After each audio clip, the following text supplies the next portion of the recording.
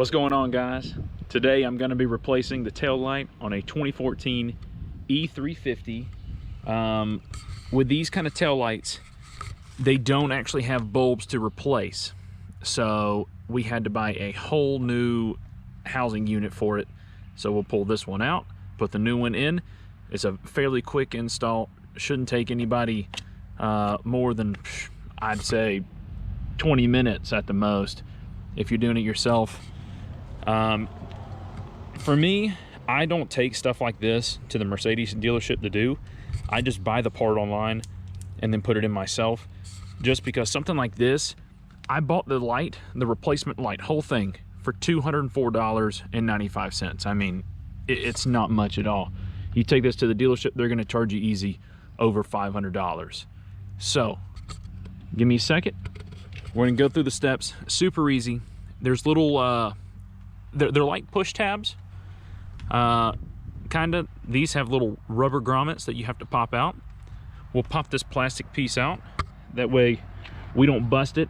You have to make sure it almost looks like you could probably get around it, but at the same time, I don't want to bust this plastic because I don't want to buy a new one. And then we'll start tearing this down so that we can access the bolts on the inside. So give me a second. I'm going to get these out.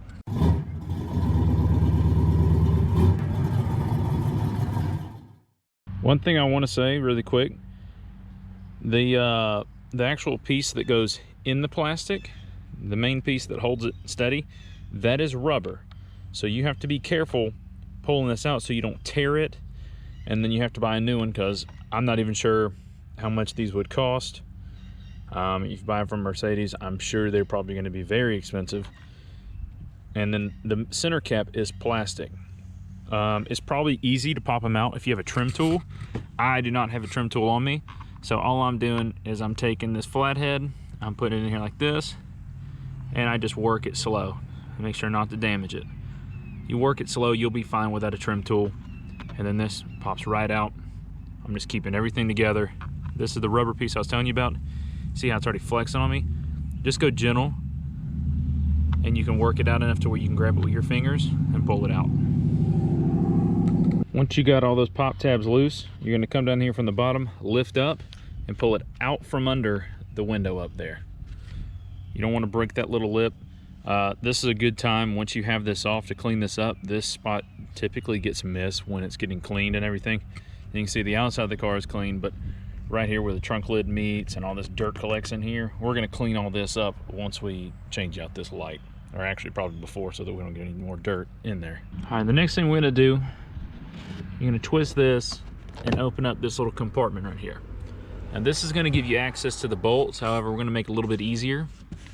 Right here, there's a lip on this rubber grommet, and we need to pop this felt out. It's not going to hurt it, but we need to do it. Let me see if I can get the angle for you. I'll come right here. I'm going to use my little flathead while I peel it back.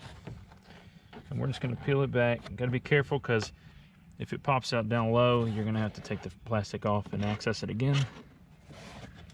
But we're going to go all the way across up here to the trunk, and that's going to give us access back here. Now, the reason you want the access is because of these three little bolts.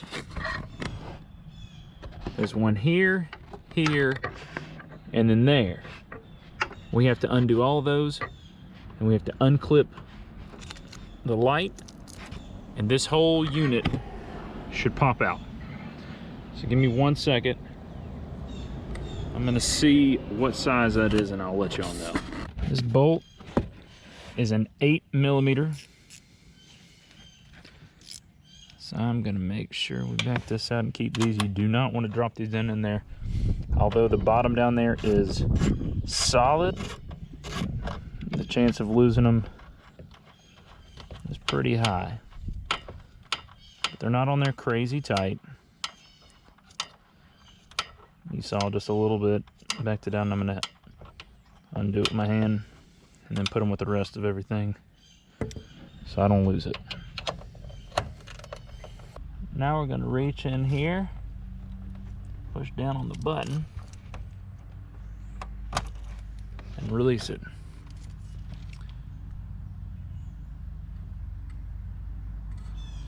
What you see here, there's just a little button right here. You're just gonna push down and pull out.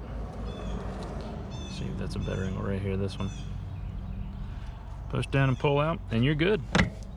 So now that that's disconnected, we're gonna leave that cable down in there, and I'm going to remove the housing itself.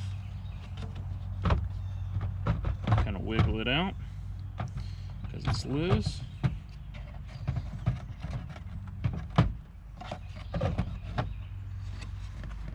And there you have it.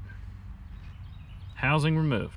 All right, it might be a little hard to see, but we got a new little screw set in here. It's very easy to set them. The biggest thing is you want to set this front one first before you put these two in. This one, the front one has kind of a little play where you can move it forward and back. The back two do not. So you want to get that front one set and then work the back one in to make it fit just right. Now they're in. I'm going to hand thread all these, and then I'm going to tighten them down. And I just dropped it, but it didn't go far.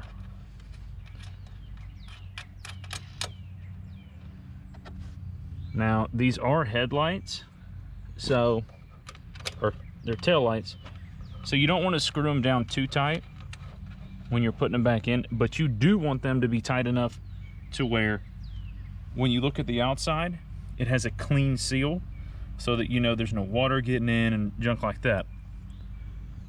So just be careful when you're putting them back in. But while I'm cranking this, I'm watching the outside to make sure it's sealing up nice and tight.